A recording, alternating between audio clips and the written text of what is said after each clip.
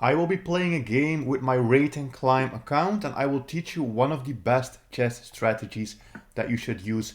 Many of my subscribers started using this and they have literally gained hundreds of rating points just by using this one single strategy.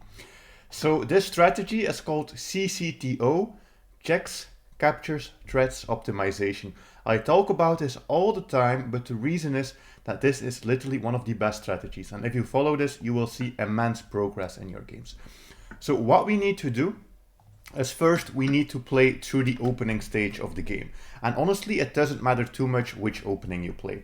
I'm even just not really focusing right now. I'm just making some moves, putting some pawns in the center, developing some pieces. We don't need any opening preparation. We just need to play logical moves, pawn in the center, piece development, castling. And then it is in the middle game where we will be using this CCTO strategy.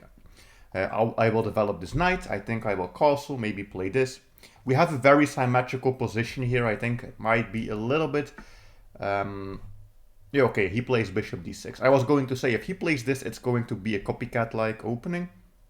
But it's fine. We are going to castle. And I think now is the time that we are getting into the CCTO strategy, which you always use once the opening is done. So what you do is you first calculate every check. We don't have any. Every capture, we have one. Okay. And every threat. And a threat is a one-move attack or a one-move threat to win something. I don't really have any of that.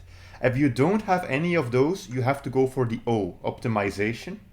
So that's the next step, optimization. What could that mean? For example, this would be an optimization move. We are using our bishop, it was on a starting square, now it's on a better square and is also pinning this knight. And then you do this over and over again. Checks, no. Captures, no. Threats, we have to see if we have a simple threat. I'm thinking if there is ever an e4 push in this position, there might be. Because that is a threat that we can win material, and if he takes, we take with the knight, and this is pinned. And if he pushes, I think we can still take. So for example, this could be a threat. And that is just what we do, CCTO, over and over and over again. And this just helps you to find very good moves in every position. Okay, he takes this, which means I can take that with my knight, and that is an attack. It's also an optimization move. And this is the strategy that I used on this new account, and I got it all the way to 1600 rating with almost straight wins, except for some time trouble games.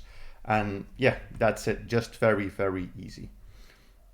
Okay, I do have to think a little bit here. So no checks, the captures don't really achieve anything. So I am looking to see if there is something else that I can do here. I don't see any easy threats, or at least I don't think we have some. So the next thing that I have to do is optimization, right? We have to optimize. He wants to develop this bishop most likely. Playing a4 might help to prevent this, but we are also creating some weaknesses. So a3 might be an optimization move. We also have to watch out a little bit for this pawn. It would be great if I could push it at some point. I think that could be a good strategy. But to do that, I would need to move pieces.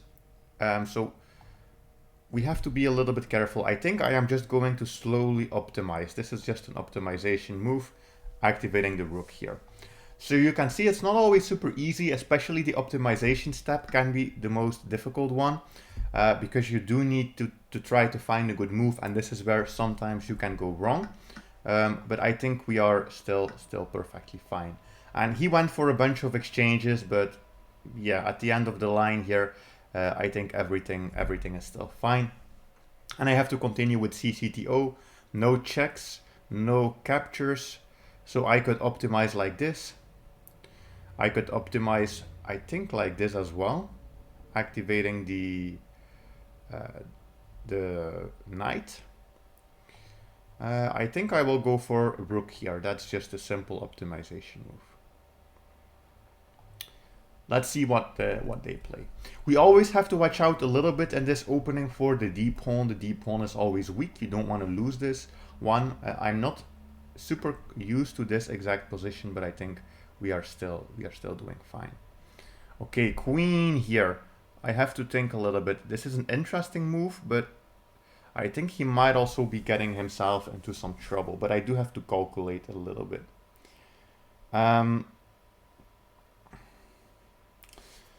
Okay, so I can't push, otherwise I drop my rook. He is attacking two pawns at the same time. But he can never win that one, so the only threat he has is trying to win this one. So we will play b3. And we will just see what's going on. But I think he is also using a similar strategy, because up to now he has been going for some attacks, some trades, and he is also putting some pressure. But everything is still fine. We just have to keep going through this, and the most important part is to make sure that you don't blunder. And then eventually your opponent will be the one to at some point miss something and allow for a tactic. I'm always looking if there is something with this move, knight to e5, that looks to me like it could be a very interesting plan. If he exchanges, we get a better pawn structure, we get a sideways attack, but the problem is always that my queen is facing off with this rook, and that is a little bit annoying. I think there might also in some line be a push, maybe even a capture with the queen, sack the queen, check with the rook, try to checkmate, but I have to watch out he doesn't just block with the queen. That's something else. So those are always things I am calculating, all the checks, all the captures, all the threats. That's the plan. I think rook c4 is also something interesting here. Attack the queen, put pressure on the knight. Maybe we can then relieve our queen from the d file. Maybe we can finally activate this bishop on this knight. So we have a bunch of different plans in this position. But it mostly depends what my opponent is going to play. I think that will change everything. It's always possible that they just blunder something, or maybe they do another attack. I think he will probably try some b5, bishop b7 plan, honestly. Or he plays a random move. Okay, I think he is out of inspiration for this game. Rook c4. I think that's a threat, right? It's a threat. We attack the queen. Queen has to move. Queen might go here. Then I can put my... I think we are on to something here. Let's start with this move. I want to get my queen of the d file. Those are strategies that we have. Queen of the d file, because I need to be able to push this at some point. Or I need to be able to play the knight e5 plan.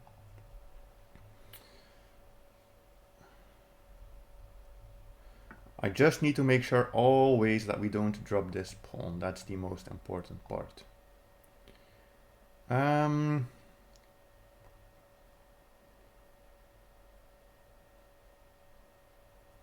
Okay, activating this bishop would be the best thing I can do. So how can we do that? I think I have to move the queen first. We have to move the queen. Queen to c1 or queen to c2?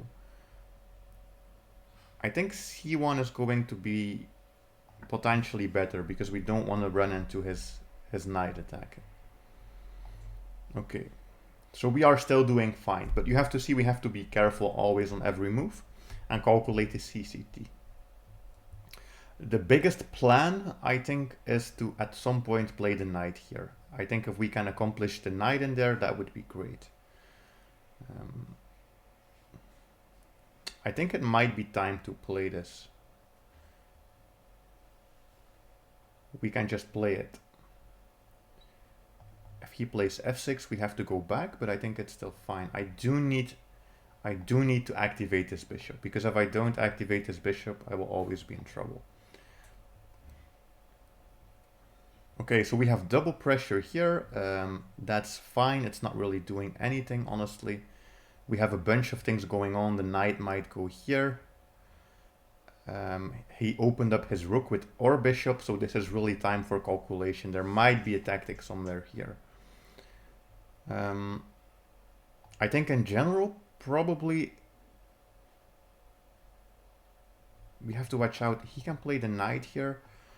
I can trade with the bishop. I have to calculate a little bit here in silence, probably.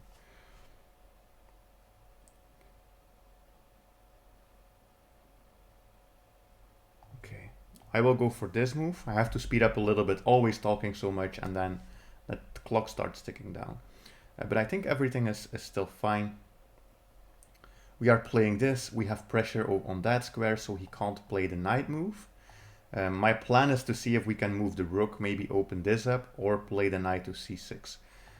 Those are some plans. We have to always watch out, of course, that we don't blunder anything. But there are some plans here. But I will mainly have to speed up. I think time will now be the biggest opponent in this game. Rook on the 7 is always great. I think that was impossible because of this. But he can take with the queen. Or I just take that with the rook, right? I think that's just the most simple. We just take this. In the end, it's just a free pawn. And now that I have a free pawn, I'm just looking for more trades. Trades. If we can trade everything, that would be amazing. We already have the extra pawn, and then we go for the endgame. So that's just the strategy I always play. We do an opening, really doesn't matter which one. Then we play CCTO, we get an extra pawn, we get an extra piece if we are very lucky, or if we are playing a low-rated opponent. And then we just go for an endgame. We trade everything now and just go for an endgame with the extra rook and that extra pawn, and that is winning. But I do have to speed up and also make sure that we don't blunder anything.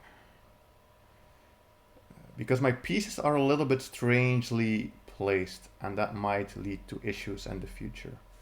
Okay, so he is attacking my rook.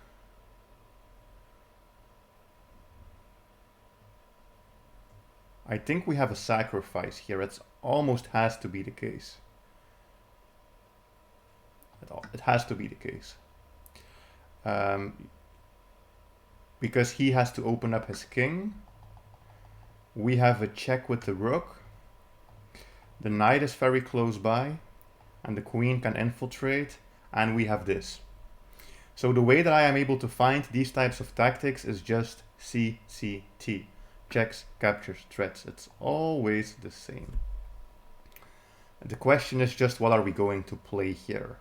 I think this is interesting because it's basically a checkmate in one thread that we have. That might be a good move. Check with the bishop. I don't think it works because he always just pushes the pawn. Although it's actually not a bad move in some cases, because you can also take the rook. I think we can also just take the rook and drop the knight. I think this is also very interesting. Let me calculate a little bit what we are going to play.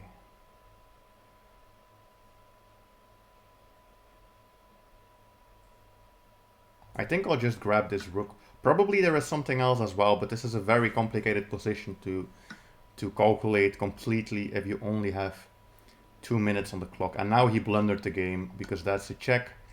That was my calculation. He couldn't take the knight. He couldn't take the knight because this is a check and that is a checkmate.